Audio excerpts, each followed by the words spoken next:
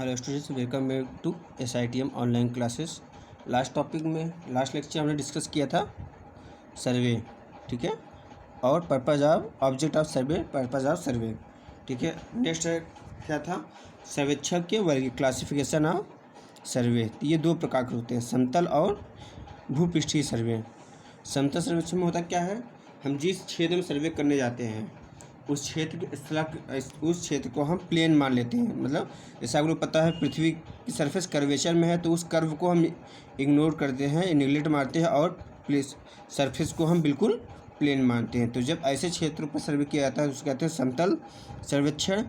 और भूपृष्ठीय सर्वेक्षण क्या है, जो अब हम भूपृष्ठ की आकृति के अनुसार सर्वेक्षण करते हैं। मतलब पृथ्वी कर्व है, ऊपर उस पर उबड़ खाबड़ है, ऊंच नीचे ढलान है, पहाड़ी है, उन सब का लेकर गड्ढे सर्वे करते हैं, तो वो कहलाता है भूपृष्ठीय सर्वेक्षण, ठीक है, जियोडेटिक सर्वे। आइए आगे बढ़ते हैं, थोड़ा थोड़ा इसमें देखिएगा। समतल सर्वेक्षण, इस सर्वेक्षण में पृथ्वी की वक्रता पर ध्यान नहीं दिया जाता है और भूपृष्ठ को समतल मान लिया जाता है।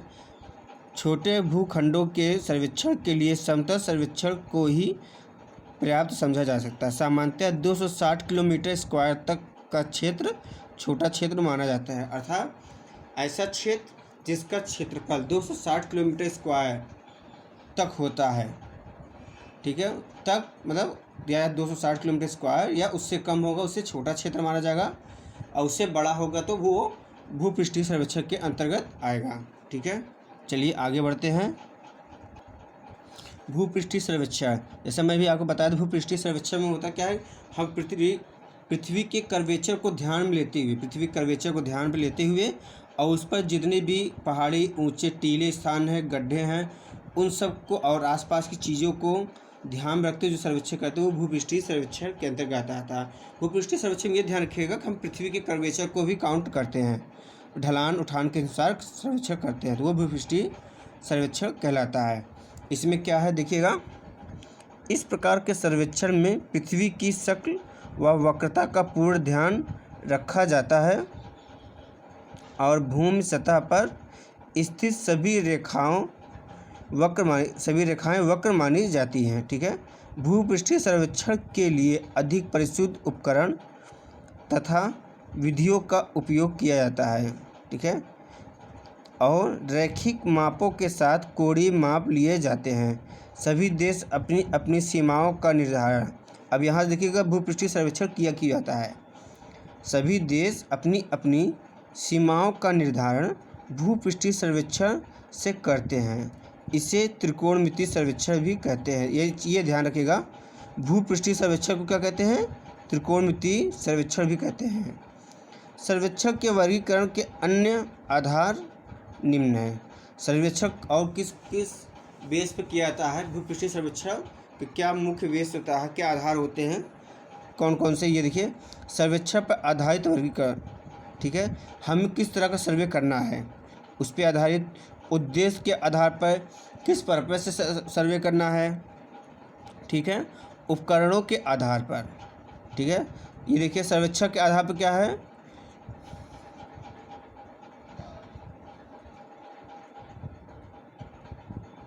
चलिए आगे देखते हैं। ए नंबर पाते हैं, क्षेत्र पर आधारित सर्वे क्षेत्र, ये सर्वेक्षण नहीं है, सर्वे क्षेत्र है, ठीक है, यहाँ ध्यान देखिए, सर्वे क्षेत्र है, सर्वे क्षेत्र के आधारित पे सर्वे क्षेत्र क्या, इसको मैंने डिटेल किया है सर। ये देखिए सर्वे क्षेत्र पर आधारित सर्वेक्षण। स्थलाकृतिक सर्वेक्षण में होता क्या है, हम पृथ्वी की कर्वेचर, पृथ्वी पर स्थित नदी, झील, तालाब, नहर, इन